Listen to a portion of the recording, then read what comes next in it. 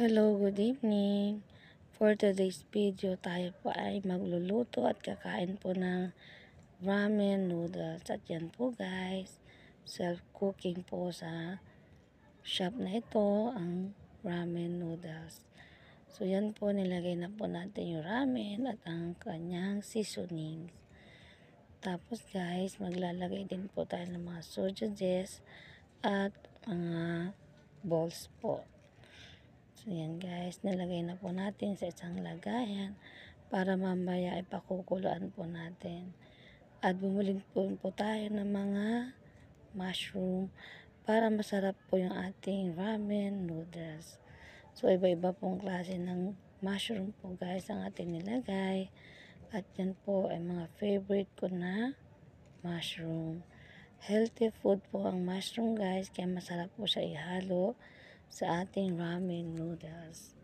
So, yan po ang ating mga iba-ibang klase po ng mushrooms. At last po, ang ilalagay naman po natin ang isang paborito kong mushroom na mahaba po, yung inotig po. So, yan po guys. Kailangan po mailagay po natin lahat. Paisabay po lahat sa pagluto ng ating ramen noodles. Dahil isahang pakulo lang po yan lahat pag niluto po natin. So, yan po ang ating last na mushroom guys. So, sino po ba dyan ang mahilig din po sa mushroom at mahilig din po kumain ng ramen noodles. So, paglagay po natin yan guys ay mamaya isasalang na po natin doon sa electric na lutuan. At lalagyan na po natin ng hot water. So, yan po ang ating pin-prepare na ramen na may mga mushroom guys. So, lagyan na po natin ng hot water para magpakulo na po tayo na luto na po ang ating ramen at lalagyan din po natin ng itlog para po mas masarap.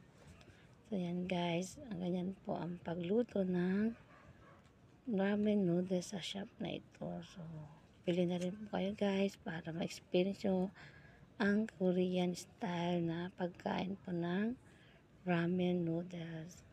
So, yan guys. Papakuluan na po natin siya. At pag naluto na po ay ready to eat na po ang ating ramen noodles na may mushroom.